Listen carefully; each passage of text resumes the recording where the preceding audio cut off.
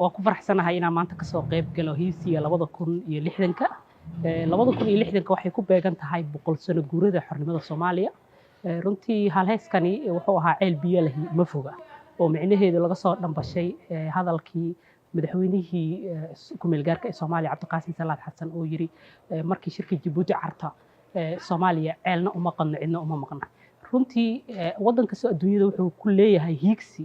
Cabdisalaam Saudi Arabia Maxamed bin Salman wuxuu lahaa hiigsi 2030ka hiigsigaasi wuxuu noqon karaa mid dhaqaale mid amni mid horumar maxaa yeelay Soomaaliya 60kaasi sano dawladnimada ahayd ma jirin aragti hiigsi ah marka ku faraxsanahay inaan maanta taariikhda cusub ay Soomaaliya qorayso kadib burburkii ama jamhuuriyadda saddexaad Soomaaliya inaan qayb ka ahaa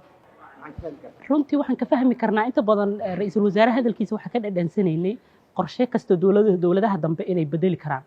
inuu qorshahan yahay qorshe guud oo Soomaaliya dhan loogu talagalay oo san ahayn qorshe madaxweyne inkastoo aragtida madaxweyne Xasan Sheekh uu leeyahay laakiin qorshahan dawladaha dambe inuusan saameyn taas ayaa kala jeeda isla aragtideeda runtii hiigsigani qiyaasta waa 35 sano ka bacdi waa marka aniga ahaan jiro 63 sano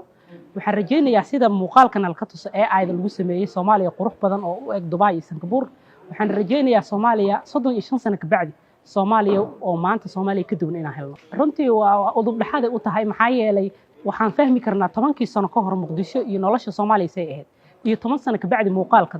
surprise qofka kuriisa marka waxaan isleeyahay dhalinyaradu inay shaqooyin helaan in tahriibka laga joojiyo in rajabeelka dhalinyarada Soomaaliya laga joojiyo waxay horumar u tahay Soomaaliya